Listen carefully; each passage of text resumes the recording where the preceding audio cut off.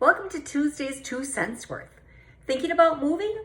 If you plan to do it yourself move rather than hiring professionals, here are a few tips. Scout around for boxes. You can purchase them from moving companies, Home Depot, or liquor stores usually have a supply of free ones.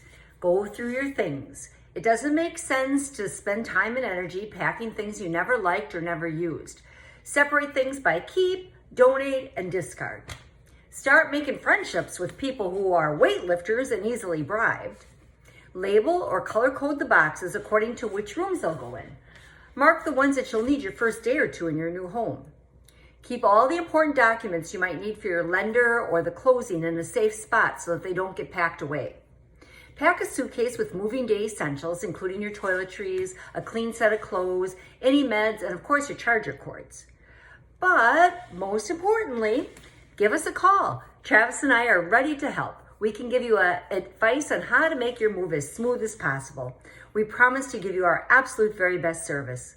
Thanks for tuning in to Tuesday's 2 cents worth. This is Sue Derby from Shorewest Realtors, your local realtor ready to work hard for you.